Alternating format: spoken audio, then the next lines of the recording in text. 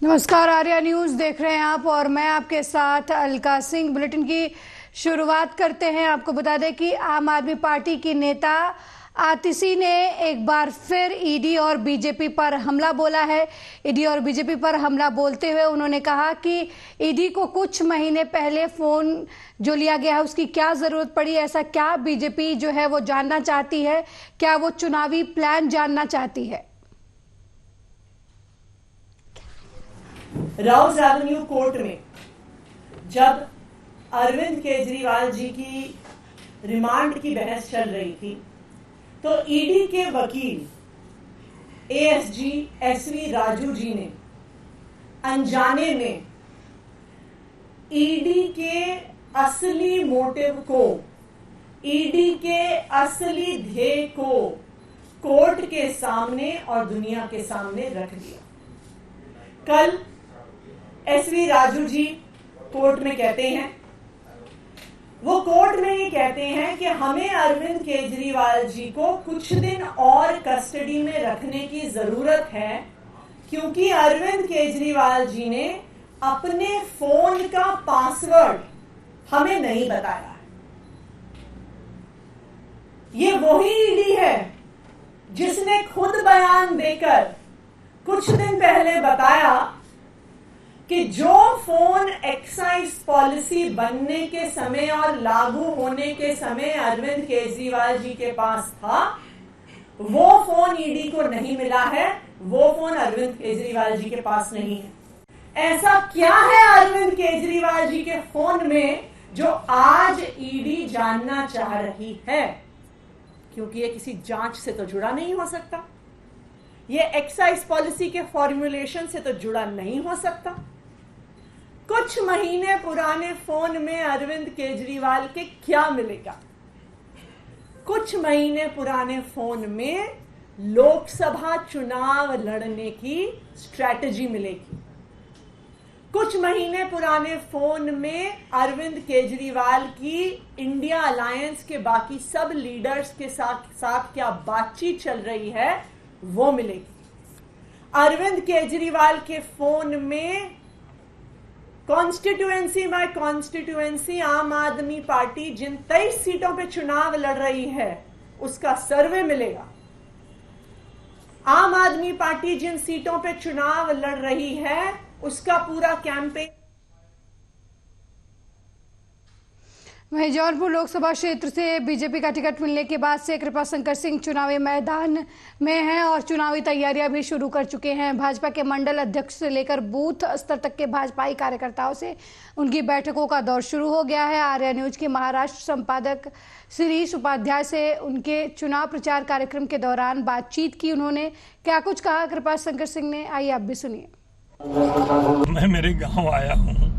यहाँ तो मतलब शहरों और गाँव चुनाव में फर्क होता है। यहाँ तो मुझे लोगों ने इतना प्यार दे रहे हैं, हाथों हाथ उठा लिए हैं। और जैसे मुंबई का एक कमाने वाला आदमी यहाँ जाता है, जब छुट्टी में आता है तो उसको लोग मतलब ये करते हैं। मुझे तो यहाँ हम ये कहते हैं कि जौनपुर की माटी ने मुझे बुलाया है, यहाँ के लोगों ने मुझे बुलाया है। तो मुझे इतना प्यार भरपूर मिल रहा है। हम कोशिश करेंगे, उनका जो विश्वास है वो विश्वास को मैं जीत करके रहूँ। यहाँ के लोकसभा चुनाव की तैयारियों के दौरान आप लोगों को जो सपोर्ट की आवश्यकता पड़ती है, क्योंकि यहाँ पे जातिगत गणित बहुत बड़ा मायने रखता है, तो उस पर कैसे आप लोग वर्कआउट कर रहे हैं? अभी तक मुझे ऐसा दिखाई नहीं पड़ा है, लेकिन भारतीय जनता पार्टी का एक सिस्टम है, भारतीय जनता पार्टी की योजना है। भारतीय जनता पार्टी ने अपने वो चुनाव लड़ने की प्रक्रिया, उनकी मसूदी तय है। और इस खबर पर ज्यादा जानकारी के साथ हमारे कार्यकारी संपादक शिरीष हमारे साथ फोन लाइन पर जुड़ गए हैं। शिरीष, जौनपुर में बीजेपी प्रत्याशी की तरफ से लगातार प्रचार प्रसार किया जा रहा है। कृपाशंकर सिंह महाराष्ट्र में रहते हैं लेकिन उन्हें जौनपुर से टिकट बीजेपी की तरफ से दिया गया है। क्या कुछ माहौल है कृपाशंकर सिंह को लेकर जौनपुर में? नहीं, कृपाशंकर सिंह जी को लेकर के यहाँ पर काफी कुछ पॉजिटिव माहौल चल रहा है, क्योंकि एक तो क्या है, भारतीय जनता पार्टी की तरफ से शुरुआती लिस्ट में उनका नाम दे दिया गया है, तो उनको अपने प्रचार प्रसार के लिए समय बहुत ज्यादा मिल रहा है। और जो लास्ट सूची में नाम आएंगे उनकी अपेक्षा लगभग 20 दिन का कम से कम एक्स्ट्रा टाइम मिल गया उनको। और इस टाइम के दौरान वो कर ये रहे हैं कि उनका भारतीय जनता पार्टी के नीचे जो कार्यकर्ता होते हैं, वार्ड लेवल के जो कार्यकर्ता हैं, बूथ स्तर के कार्यकर्ता से लेकर के मंडल अध्यक्षों तक का हर जगह पे, हर विधानसभा क्षेत्र में उनका संपर्क अभियान शुरू हो गया है लोगों के साथ। जी सीरीज, जिस तरीके से हर लोकसभा चुनाव में एक तरह से देशव्यापी मुद्दे होते हैं, लेकिन कुछ स्थानीय मुद्दे भी होते हैं, तो किन स्थानीय मुद्दों के साथ जो है बीजेपी के प्रत्याशी जनता के बीच जा रहे हैं? भारतीय जनता पार्टी के कृपा शंकर जी से जब हमारी बात हुई तो उन्होंने बताया कि अभी तक पूर्वांचल की तरफ जो जौनपुर का एरिया है, इन सब इलाकों में किसी भी प्रकार की फैक्ट्री, इंडस्ट्री, इन सब की कमी होने के कारण ही यहाँ के लोगों का पलायन हुआ है और मुंबई और कलकत्ता में जाकर के लोगों ने नौकरी धंधा स्टार्ट किया हुआ है। तो उनके सामने प्रायोरिटी है, उनका ऐसा बोलना है कि अगर वो चुनाव जीत जाते हैं तो वो जब काम करने के बारे में सोचेंगे तो उनकी प्रायोरिटी ये होगी कि वो जौनपुर इलाके में बड़ी इंडस्ट्रीज या बड़ी फैक्ट्रीज को लाने की कोशिश करें, जिससे स्थानीय लोगों को यहाँ पर यहीं जॉब मिल सके और उनको रोजी रोटी के खोज में अपना घर, अपना राज्य छोड़ करके दूसरे राज्यों में नहीं जाना पड़े। श्रीरीस, आगामी लोकसभा चुनाव जो तारीखों का ऐलान हो चुका है, ऐसे में कितना इन्हें टक्कर मिलती नजर आ रही है दूसरे पार्टियों से? किस तरीके की चुनौती इस इलेक्शन में कृपा शंकर सिंह के पास है? अभी कृपा शंकर सिंह जी के सामने जो मेन प्रतिद्वंदी होगा वो समाजवादी पार्टी का होगा जी। और समाजवादी पार्टी की तरफ से अभी तक किसी भी प्रत्याशी की घोषणा नहीं की गई है जी। जब किसी समाजवादी पार्टी के किसी प्रत्याशी की घोषणा हो जाएगी, उस समय सामने कौन प्रत्याशी है, क्या है, उसके ऊपर डिपेंड करेगा कि इनको चुनावी मैदान के अंदर कितनी बड़ी टक्कर मिल सकेगी। अभी फिलहाल इनके मेन विरोधी जो है समाजवादी पार्टी, उसकी तरफ से किसी भी प्रत्याशी का ऐलान नहीं हुआ है। सीरीज, जिस तरीके से कृपा शंकर सिंह है, ये महाराष्ट्र में रहते हैं, हालांकि इनकी जो जन्मस्थली है या फिर कहें इनका गांव जो है वो जौनपुर से जुड़ा हुआ है, लेकिन ऐसे में एक बाहर रहने वाले व्यक्ति को स्थानीय मुद्दों के बारे में कितनी समझ होगी, इस बात की भी चर्चाएं बहुत हो रही हैं दूसरे पार्टी के खेमे में। नहीं, आज बात करने के दौरान कृपा शंकर सिंह जी से हमने इस मामले पर भी बात की। इस पर उनका साफ बोलना था कि वो भले महाराष्ट्र चले गए थे, लेकिन वो लगातार अपने गांव में लोगों से जुड़े हुए हैं, पॉलिटिकली, सामाजिक तौर पर, और जो भी यहाँ पर कार्यक्रम होते हैं, हर कार्यक्रमों में काफी समय से, जब वो महाराष्ट्र में मंत्री थे उस समय भी यहाँ पर एक्टिव थे और लोगों से मेलजोल और जान पहचान उनकी लगातार बनी हुई है। वो यहाँ से कटे हुए नहीं है और इसी जौनपुर जिले में उनका अपना पैतृक गांव भी है। तो इसलिए जो स्थानीय मुद्दा है या बाहरी मुद्दा है, ये मुद्दा यहाँ पर वर्कआउट नहीं कर पा रहा कृपा शंकर के मामले में। बहुत बहुत धन्यवाद श्रीरीस इस खबर पर जानकारी देने के लिए। तो जौनपुर से बीजेपी ने कृपा शंकर सिंह को टिकट दिया है और अब वो चुनाव प्रचार भी शुरू कर चुके हैं, लोगों के बीच जाकर बीजेपी के मुद्दे बता रहे हैं और वोट की अपील कर रहे हैं। साथ ही उन्हें बीजेपी कार्यकर्ताओं का भी खूब सहयोग मिल रहा है। वहीं उत्तर प्रदेश में गैंगस्टर से नेता बने मुख्तार अंसारी का दिल का दौरा पड़ने से निधन हो गया। अब मुख्तार अंसारी की जेल में मौत के बाद सियासत भी शुरू हो गई है। मुख्तार अंसारी की मौत के बाद सपा नेता अनुराग भदौरिया ने सवाल उठाए हैं। उन्होंने आरोप लगाया कि कस्टोडियल डेथ इतनी क्यों बढ़ रही है। साथ ही कहा कि जब मुख्तार का परिवार हत्या की साजिश की आशंका जाहिर कर रहा था और जहर वाली बात सामने आई, तब कार्रवाई क्यों नहीं हुई। अनुराग भदौरिया ने कहा कि कोर्ट को इस मामले में संज्ञान लेना चाहिए। प्रशासन तय करे कहाँ लेके जाओगे, यहाँ से सीधे कहाँ लेके जाओगे? जहाँ प्रशासन कहेगा वहाँ लेके जाना पड़ेगा ना। अब ये तो नहीं मैं बता सकता जी। कितने लोग इस गाड़ी में रहेंगे? मनोज कुमार। मनोज जी। कितने लोग इस गाड़ी में रहेंगे तुम्हारे साथ? अब ये तो प्रशासन तय करेगा ना कितने लोग बैठेंगे। मैं तो क्या परिवार के लोग भी बैठते हैं ना बॉडी साथ? हाँ, 4 लोग बैठ सकते हैं। 5 सीटर रहती है ये। क्या रहेगा जी? रूट बताया किस रूट से? नहीं तो वो प्रशासन तय करेगी ना, हमारे आगे पीछे चलेगी ना, हम तो बीच में रहेंगे। आपको कब बताया गया? हमको तो जी। आपको भैया कब बताया गया? अरे अभी आधा घंटे पहले। जी जी जी जी। मनोज कुमार। मनोज जी, आप यहाँ पर एम्बुलेंस से बैठे? हाँ। भैया मुख्तार अंसारी जी को लेके जाना है। अब ये तो प्रशासन तय करेगा कि कहाँ लेके जाएंगे। कहाँ लेके जाओगे, यहाँ से सीधे कहाँ लेके जाओगे? जहाँ प्रशासन कहेगा वहाँ लेके जाना पड़ेगा ना। अब ये तो नहीं प्रदेश में लगातार कस्टोडियल डेथ बढ़ती चली जा रही है। ये चिंता की बात है। सजा देना, न्याय करना ये न्यायपालिका का काम होता है। मुख्तार अंसारी की फैमिली लगातार कह रही थी कि जहर दिया जा रहा है, जहर दिया गया है, उन्हें शंका हो रही थी, तो इस पे उसी समय कार्रवाई करनी चाहिए थी। आखिर उस पर कार्रवाई क्यों नहीं हुई, ये एक सवाल उठता है। दूसरा सवाल उठता है कि कोई भी अगर न्यायिक हिरासत में है तो उसको सुरक्षित रखने की जिम्मेदारी भी सरकार की होती है, क्योंकि सजा तो और न्याय तो न्यायपालिका देगा। आखिर इस तरह की घटना उत्तर प्रदेश के अंदर में क्यों बढ़ रही है, ये चिंता की बात है। और मेरा पूरा यकीन और विश्वास है और आग्रह है सर्वोच्च न्यायालय से कि ऐसी घटनाओं को संज्ञान में ले। और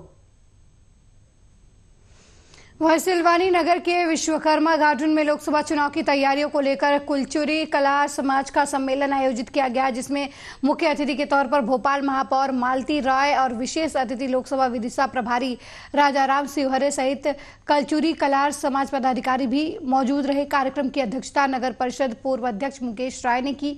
वहीं आगामी लोकसभा चुनाव को लेकर भोपाल महापौर मालती राय ने संबोधित करते हुए कहा कि उनकी समाज को अब एकजुट होने के साथ विदिशा लोकसभा प्रत्याशी पूर्व मुख्यमंत्री शिवराज सिंह चौहान को रिकॉर्ड मतों से विजयी बनाना है।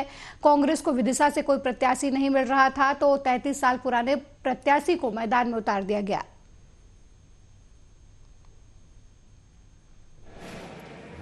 निश्चित ही आज भारतीय जनता पार्टी के यशस्वी पूर्व मुख्यमंत्री शिवराज सिंह चौहान जी की लोकसभा क्षेत्र में सिलवानी में कलार कलचुरी समाज के स्वजातीय बंधुओं द्वारा ये जानकारी दी गई थी कि एक बार महापौर जी आकर मालती राय आकर यहाँ की बैठक ले लें, और इसी संबंध में राजाराम शिवहरे जी हमारे इस लोकसभा। देखिए, अभूतपूर्व अनुभव है। माननीय महापौर जी के यहाँ आगमन से पूरे कलार समाज में एक उत्साह और ऊर्जा का संचार हुआ है।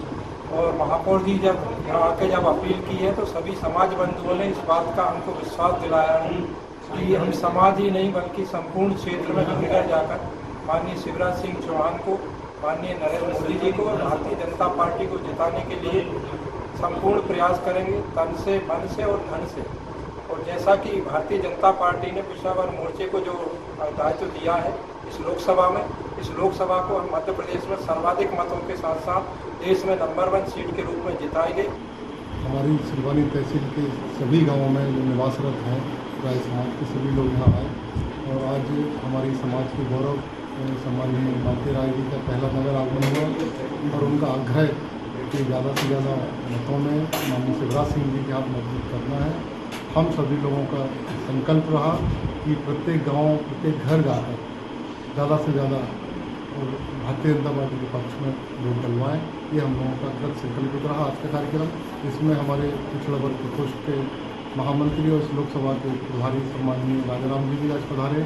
उन्होंने भी समाज में अलग जगाने का काम।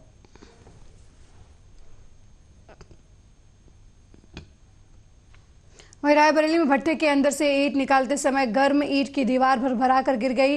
दीवार गिरने से भट्टे के अंदर काम कर रहे दंपत्ति बुरी तरीके से झुलस गए। दोनों को गंभीर हालत में जिला अस्पताल में भर्ती कराया गया है, जहां उनकी हालत गंभीर बनी हुई है। मामला गुरुबख्शगंज थाना क्षेत्र के दुलार राय गढ़ी गांव के पास स्थित भट्टे का है।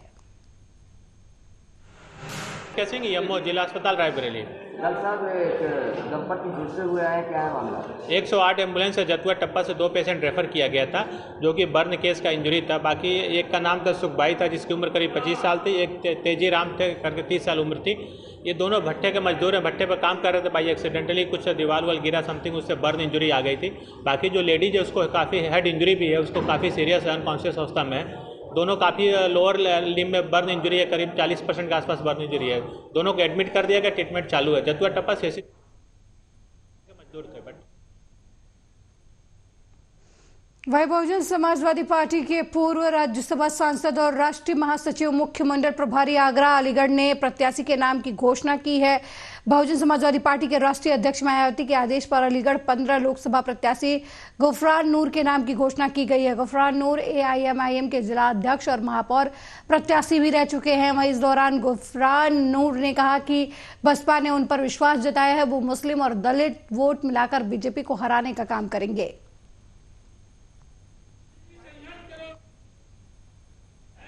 मुद्दे देखिए भाई साहब, आप देख ही रहे हैं कि आज अलीगढ़ का क्या हाल है। सिर्फ विकास पैदा हुआ है कागजों में, और कागजों पर ये ख़त्म हो गया। कहीं आप चले जाइए, मोहल्लों में चले जाइए, गली कोचों में, गाँवों में चली जाइए, बहुत बुरी हालत है। हर जगह विरोध है भाजपा का, है नहीं। और मुद्दे की बात यही है, मैं यही बता रहा था कि देखिए, इंसानियत से बड़ा मुद्दा हिंदुस्तान के अंदर कुछ नहीं है। जो आज हालात पैदा कर दिए गए हैं कुछ पार्टी, कुछ संगठनों ने, कि गरीबों के साथ या मजलूमों के साथ बहुत जास्ती हो रही है, जुल्म हो रहा है, वही मेरा मुद्दा है। देखिए, शिक्षा और अस्पताल यहाँ के लिए बहुत ज़रूरी है। जो गंदगी बीमारी हो रही है, नाले भरे पड़े हैं गंदगियों से, आप देखिएगा जाके, तो इसलिए वहाँ 4 बार उत्तर प्रदेश के अंदर बहुजन समाज पार्टी की सरकार बनी, और जिस तरीके से चली, सर्व समाज उससे खुश रहा, और आज सर्व समाज बहुजन समाज पार्टी के साथ है। हमें मुद्दे बताने की जरूरत नहीं है। अगर आज भी किसी से ये पूछोगे कि देश में किसकी बढ़िया सरकार चली है, तो सब यही कहेंगे कि बहुजन समाज पार्टी की सरकार उत्तर प्रदेश में सबसे बेहतर है। सांसद जी बताइए, क्या बेडरूम की राजनीति और सूत्रों की राजनीति से चुनाव जीता जा सकता है?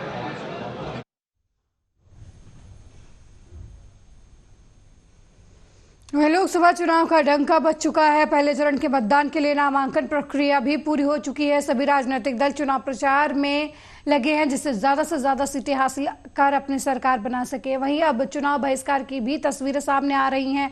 सड़क, आवास, पुल जैसी मांगों को लेकर चुनाव बहिष्कार चल रहा है। कानपुर देहात में इटावा लोकसभा क्षेत्र के हथुमा में हुए चुनाव बहिष्कार के बाद अब अकबरपुर लोकसभा के क्षेत्र के करीब आधा दर्जन गांव के ग्रामीणों ने बैनर टांगकर मतदान का बहिष्कार कर दिया है। बैनर में उन्होंने लिखा है कि सड़क और नहर का पुल नहीं तो वोट नहीं। अब मतदान बहिष्कार का मुद्दा तेज हुआ और बेजपुरवा रेलवे अंडर के पास ग्रामीणों ने एकत्र होकर विरोध शुरू कर दिया। वहीं सूचना पर रूरा पुलिस पहुंची, जिसके बाद ग्रामीणों की पुलिस के साथ झड़प भी हुई।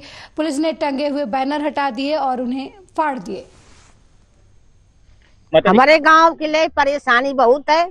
स्टेशन कहाँ से जान, अब बच्चे पढ़ने जाते हैं, बीमारी है तो कहाँ ले जाइए, गाड़ी पर कहाँ चढ़िए सर, बस यह परेशानी है। और बाजार हाट तो ये पुल लेना पनी लगते सौदा खरीद लेंगे। क्या मांग रही हो, क्या चाहिए? पुल चाहिए हमें। जब गाड़ देने सिल्ली तब कहाँ ले नहीं करें, आने जाने की समस्या, हाँ आने जाने की समस्या है। हमारे गाँव के लिए परेशानी बहुत है। स्टेशन कहाँ से जान, अब बच्चे पढ़ने जाते हैं, बीमारी है तो कहाँ ले जाइए, गाड़ी पर कहाँ चढ़िए सर, बस यह परेशानी है। और बाजार हाट तो ये पुल लेना पनी लगते सौदा खरीद लेंगे। क्या मांग रही हो, क्या चाहिए? पुल चाहिए हमें। जब गाड़ देने सिल्ली तब कहाँ ले नहीं करें, आने जाने की समस्या, हाँ आने जाने की समस्या है। हमारे गांव के लिए परेशानी बहुत है। मतदान बहिष्कार का कारण ये हुआ है कि 20 साल नहीं 50 साल हुए इस गांव के लिए कई पार्टियों से कोई लेना देना, कोई भी पार्टी आवे, कोई नेता आवे, सबसे रिक्वेस्ट की गई कि हम लोगों को रास्ता चाहिए। बच्चे स्कूल जाते हैं वहाँ। अगली खबर मुरादाबाद से है, जहां एक महिला की मौत के बाद परिजनों ने जमकर हंगामा किया। दिल्ली रोड स्थित मानसरोवर गेट पर जमकर हंगामा किया गया। मृतका के मां का पक्ष का आरोप है कि ससुराल के लोगों ने महिला को चाय में जहर दे दिया। साथ ही परिजनों की मांग है कि मृतका का अंतिम संस्कार उसका बेटा करेगा। कोई बात नहीं।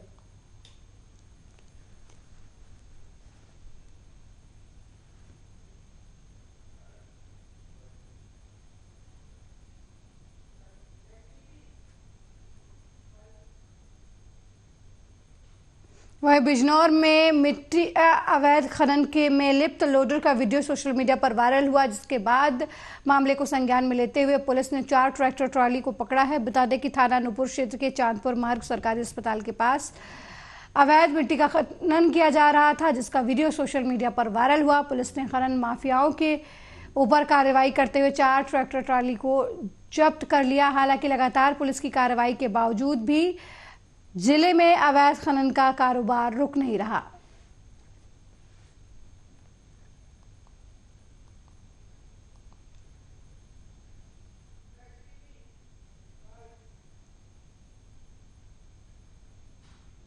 वहीं जगदीश यादव के रिपोर्ट पर थाना खनियाधाना पुलिस ने धारा 302 के तहत हत्या का मामला दर्ज किया था, जिसको गंभीरता से लेते हुए एसडीओपी प्रशांत शर्मा ने गिरफ्तारी के निर्देश दिए थे। इस मामले में तत्काल कार्रवाई करते हुए पुलिस ने मुखबिर की सूचना पर आरोपी को गिरफ्तार कर लिया। पुलिस के मुताबिक आरोपी ने पैसों की लेन देन में व्यक्ति की हत्या की थी। ये मामला कुछ इस प्रकार से है कि दिनांक 24 मार्च को प्रातः 6 बजे पुलिस को सूचना मिली कि ग्राम सिमलार में एक व्यक्ति की डेड बॉडी पड़ी हुई है। तो पुलिस ने तत्काल मौके पर पहुंचने की कार्रवाई की और वहां जाके पता चला कि जो मृतक है वो बलवीर यादव है, वही गांव का रहने वाला है और प्रथम दृष्टया ही मामला था कि ये मामला हत्या का है। तो पुलिस ने कई प्रयासों के बाद हत्या के आरोपी को कल गिरफ्तार कर लिया है, जिसे आज माननीय न्यायालय में पेश किया है। अच्छा, हत्या की क्या वजह थी, किस तरह से हत्या की गई? ये जो आरोपी है उसने पूछताछ में अपना जुर्म कबूल किया है और उसने ये बताया है।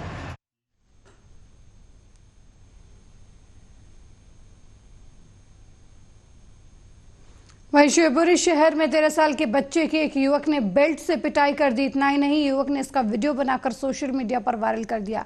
युवक के इस वीडियो में कैप्शन भी लिखा हुआ है कि लोग मुझे बिगड़ा हुआ नवाब कहते हैं।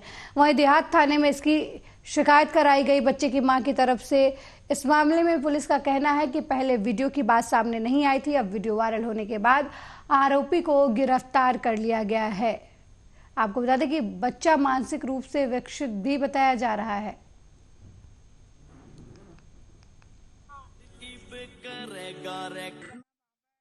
मैं फ्रेश होने गया था। कहाँ पर? जो पोस्ट में। हाँ। तो घेर के मारा। किसने मारा? संजय डीमन ने। क्यों मारा? पता नहीं। वैसी किस चीज से मारा? बेल्ट से। बेल्ट से मारा। फिर क्या किया? फिर मारा, फिर घर ले आया। खुद के घर पे? उसके नहीं, मेरे घर पे। क्या कह रहा था? कहीं करियाना रपूट पपूट। मैं वहीं लोकसभा चुनाव 2024 के संबंध में मतदाता जागरूकता के लिए जिला प्रशासन झाबुआ में मतदाताओं में मतदान के प्रति जागरूकता बढ़ाने के लिए शुभंकर बघेरा चुनावी काका काकी के पोस्टर का विमोचन किया गया था। इसके विरोध में आदिवासी सामाजिक संगठन जैस प्रदेश मुक्ति मोर्चा संगठन ने अपना मोर्चा खोल दिया है। कलेक्टर से मांग की है कि आदिवासी समाज की तुलना पशुओं से ना की जाए, इससे आदिवासी समाज आहत हो रहा है, जिसको लेकर कलेक्टर से इस पोस्टर को बदलने की मांग की गई है और उसके आधार पे हम लोग अपना काम भी कर रहे हैं आगे। शुभंकर के संबंध में जो डेलीगेशन मिला था उसके अतिरिक्त कल भी ज्ञापन भी दिया गया था कि उसमें ये बताया गया था कि आदिवासी संस्कृति के संबंध में उनका कहना था कि शुभंकर में परिवर्तन किया जाए। तो उन सुझावों को हम लोगों ने सुन भी लिया और उस पर हम लोग काम भी कर रहे हैं, क्योंकि निर्वाचन की मुख्य मंशा मतदाताओं को निर्वाचन के प्रति अवगत भी कराना है गतिविधियों से और उनको उसके संबंध में पूरी जानकारी भी देना है। जिसके जो सुझाव रहेंगे निश्चित रूप से वो आमंत्रित थे, उन्होंने अपने सुझाव दिए थे और उसके आधार पर हम लोग अपना काम भी कर रहे हैं।